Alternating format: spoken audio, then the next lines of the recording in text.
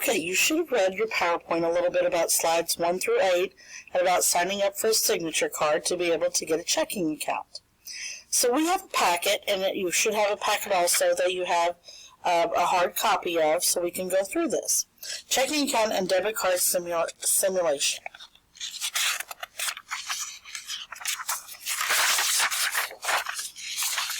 Okay, just to give you a little bit of insight about a checking account, it's a common financial service used by many consumers. Most of the time now, not many people write checks anymore. There's still a few. Mostly a lot of people use the ATM, the debit card, they're on their phone, or make an online payment to be able to make purchases, but there still is a check, and we will learn how to write it. Why do people use checking accounts? It reduces the need to carry large amounts of cash, because if you lose cash, most likely you won't get it back. It's convenient for paying bills. It's a record written of expense, helps you keep track of where your money is going. And safety, using checks is safer than carrying cash. Some of the different ways you can use your checking account, we kind of list them here. Check, ATM, debit, telephone, internet. Checks, they're legal documents, they function like cash. You can bounce a check. If you do not have enough money in your account and you write a check and it goes through, it's called insufficient funds, bouncing a check, or non-sufficient funds. You didn't have enough money in your account to cover the cost.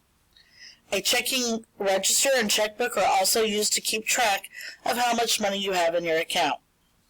An ATM, which you're probably familiar with, your automated teller machine, it's electronically connected to an individual's bank account. When you withdraw money, it comes directly out of your account, or when you make deposits. You can make deposits at an ATM, and it'll go directly into your account also.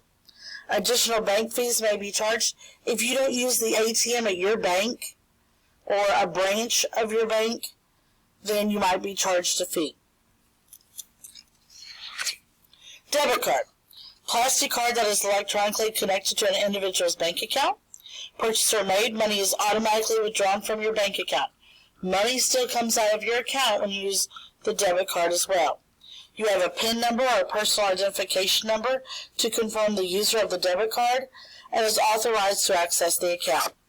Good things about debit cards. Convenient, small, use like a credit card but comes directly out of your account. Carry like cash and doesn't allow overspending. Lose track of how much money you have in your account. You might overspend because you're just used to using it. More chances for fraud. And if anybody gains access to your PIN, they could use your account, which is sometimes kind of rare.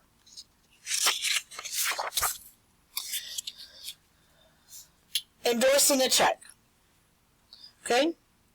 To endorse a check, which means you sign the back of it. If you ever received a check from someone, you have to sign the back of it. Okay? That's saying that you're giving them permission to cash this check and give you the cash. The first type of endorsement is a blank endorsement, and it's simply just signing your name on the back of the check. So for my check, I just write Rhonda Norman.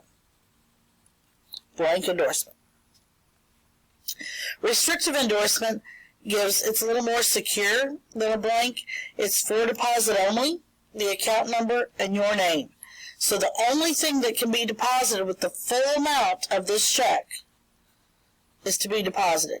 You cannot get any cash back. You have to deposit, no cash back. You have to deposit the full amount of the check. Okay, then we have the special endorsement. Let me give you an example of a restrictive. Let's say somebody was going to the bank and I said, here, take my check. So I put for deposit only in my account and signed my name. So the only thing they could do is deposit it into my account. Let me kind of get this. This is looking kind of, there we go. All right, special endorsements. This is when you would want to sign it over to a third party. Maybe my friend, I owed them some money and somebody wrote me a check. So what I would do is I'd put pay to the order, Mike Smith, sign my name, and then I could give this check to them to go in cash. It's kind of like a third party check. Somebody writes me a check, I sign it over to that other person. And it's pay to the order of. There's also a joint account or a joint endorsement. It's when more than one is listed as payee. Maybe it was going to, for myself, Brandon and Rhonda Norman. Okay, so then both of us would need to sign the back of the check because we were both the payee and it was to both of us. So if we come down here, blank endorsement, you would just sign your name. Blank endorsements, probably the most common, most original. Restrictive, you'll put for deposit only. The bank name. And your account number, and it says 987-654-321. Okay, I think I left out 4, but there we go. All right, and then pay to the order of for a special. And we're going to pay it, it says to Jonathan Smith. I write kind of big, so if you don't stay quiet in these little boxes today, no big deal. Special endorsement, signing it over to Jonathan Smith. And that is how you endorse the back of a check.